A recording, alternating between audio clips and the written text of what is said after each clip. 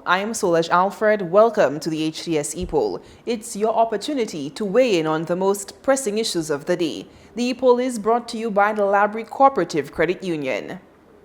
We're here for beginnings, endings, and everything in between. For the startups, the slow starts, for the early risers, and the end of day finishers. For the career jugglers, high flyers, and for everyone who's ever had a goal or chased a goal. It's why we're here. Here to help you plan, track, and execute your goals so you can own a better tomorrow. Labrie Cooperative Credit Union. One member and one goal at a time. Call us today. Telephone 459-6900. Labrie Cooperative Credit Union. We are not a bank. We are better. The findings of a survey undertaken by the Chamber of Commerce indicate that the vast majority of members of the Chamber supports the imposition of mandatory vaccination for employees. This comes against the backdrop of more organizations requiring that employees be vaccinated. The controversial policy has attracted strong criticism from people and organizations who question its effectiveness and legality. Those who support the policy argue that it is the only way in which society would return to some sort of normalcy. Those who oppose it say it is an infringement of the individual's right to choose on a fundamental matter. So, we ask, do you support the position by employers for mandatory vaccination for their employees? We tally the numbers on our voting platforms, and here is how you voted. 47% said yes, and 53% said no. We also took to the streets to get your opinion, and here's what you had to say. I definitely do not. Under no circumstances would I recommend or prescribe or accept the suggestion that vaccination should be mandatory. However, one would have to give consideration to the fact that an employer or a business person has the right to determine who comes into their place of business. But having said that, if an employer or a business person decides that certain persons should be vaccinated to come into their workplace as an employee, I hope that there's not going to be any discrimination or any other measure to perhaps prevent that person from enjoying the opportunity to work and to earn a living.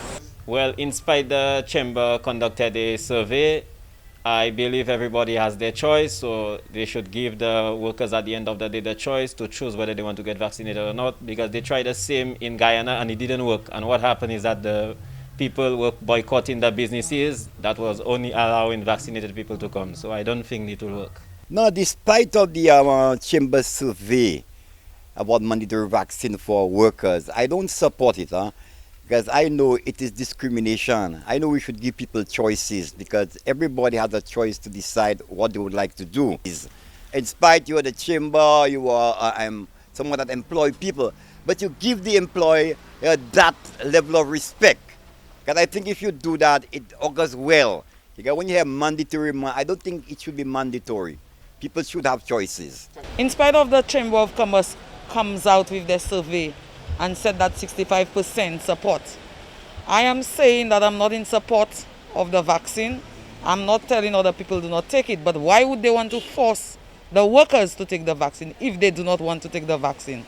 When the government said that they are not making it mandatory for anybody to take it.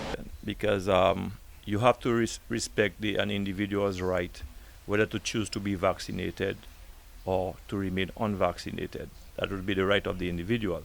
But at the same time, you have to understand the stand that the employers are taking, because as the law indicates, you must create a safe workplace for the employees.